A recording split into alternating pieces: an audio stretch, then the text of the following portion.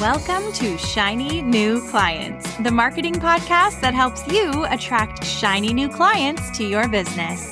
We'll talk about social media, what makes people buy, how to go viral, and marketing psychology, all in 20 minutes or less. Whether you're a coach, a stylist, or a wedding planner, if you've got a service-based business to sell, this is the show you need to fill your calendar. I'm Jenna Warriner, your new marketing coach, and this is Shiny New Clients.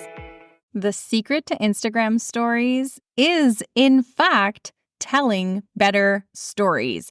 They are one and the same. The tips that make you tell stories well are the tips that make you get views on your Instagram stories, plus a couple tips here and there to get the algorithm on your side. Let's get into it. Did you know that most major cities have an underground storytelling scene?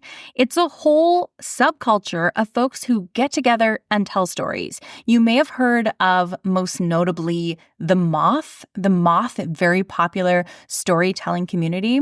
When I lived in Toronto, I got into the storytelling community. I just dipped my toes in it, and oh my goodness, I had a lot of fun.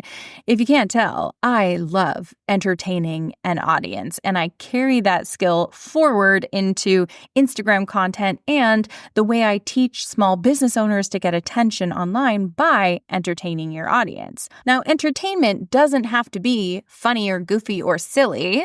That's usually the approach I take personally, but it doesn't have to be that. If you think about all the things that entertain you on a daily basis, crossword puzzles, the news, documentaries, true crime podcasts, those things aren't funny or goofy or silly, but they are still entertainment. So as we talk about storytelling today, and we talk about getting views on your Instagram story, even if I use silly examples, please remember that you don't need to. You get to do all of this from your own vibe.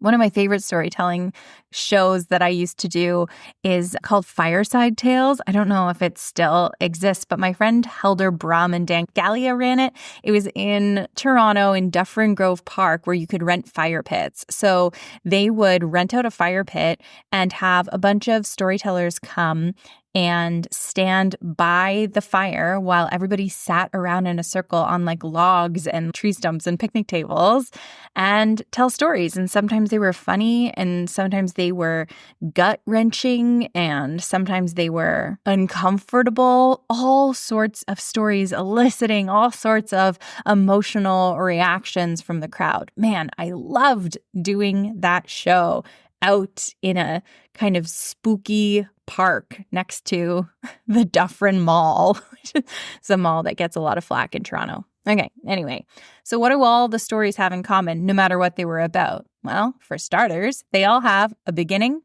a middle, and an end.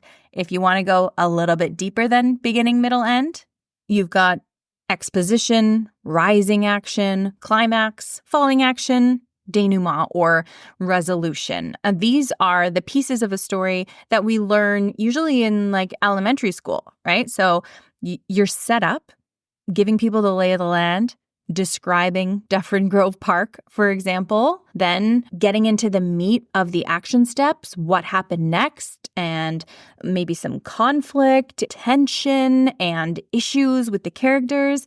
Then it all leads up to a climax, and then we kind of recover from it. We probably learn something, and we wrap it all up with a neat, tiny bow so that the audience knows when to applaud. Even if that feels like a little bit academic and a little bit rigid to you or scary to implement, I promise you, you are doing this right now. You are doing this all the time already. You're doing it when you phone a friend to chat and like tell your bestie about all the gossip that's going on or the work drama, right? You introduce the characters, you give them a little bit of a setup, you do that mic drop moment right in the middle, and then you wrap up the story. You're already doing it. And all I'm asking of you is to become a little bit more aware of it so you can really utilize that structure. When it comes to Instagram stories, a lot of times we go, I don't know what to post. I don't know what the heck to post. I don't know how much this is supposed to be about me or how much this is supposed to be about my followers or if I'm supposed to teach or if I'm supposed to sell. Like, I just don't know what to post. So let's start with figuring out the structure we're going to pop whatever we're going to post into, and then go from there. All right, let's start at the very beginning. Firstly, you want some sort of an introduction, the beginning of the story. Say you were going to film yourself going to a event, a fancy event for your business. Maybe you're going to a networking event, and this would be the perfect opportunity to use Instagram stories to bring your followers along on that journey to the networking event. Instead of starting your Instagram story when you're at the event, give us the preamble, give us the exposition. Go on camera and say, this is the outfit that I'm wearing to this event. Or show us in your car on your way to the event. Or show us the sign on the door on the outside of the event as you're walking in. That's the beginning of your story, where you tell us where you are, or you show us where you are, the very beginning. And then the next clip is going to be you at the event. You pan the room, or you show like the free coffee and cookies that they gave you, or you show a picture of you and your friend enjoying a speaker, a little clip of the speaker. That's the middle of the story. And then what people always forget is the end. Wrap it up. Show us you going home. Give us your reflections on how the day went. Show, a glass of champagne clinking with a colleague because you went out for drinks after this event. And that ties it up with a neat little bow. Even though people aren't going to probably start direct messaging you going, I really loved your story from today. I love how it had a beginning, middle, and an end. They're probably not going to say that. But what they are going to experience is they're going to feel it. They're going to feel like you took them on a journey. They're going to feel the completeness of the arc of your story. And it's going to feel familiar because, like I said, we experience storytelling constantly. TV, movies, books, we have this innate understanding of the arc of a story, and they're going to feel that when they watch your Instagram stories, and it's going to feel good, and they might not even know why, but this is why. Simply because you gave it a beginning, a middle, and an end. Now, if we kind of talk about how the algorithm plays into this, and I'll give you a few really clear ways that you can get more views on your story a little bit later, but if we talk about the algorithm loves viewer retention.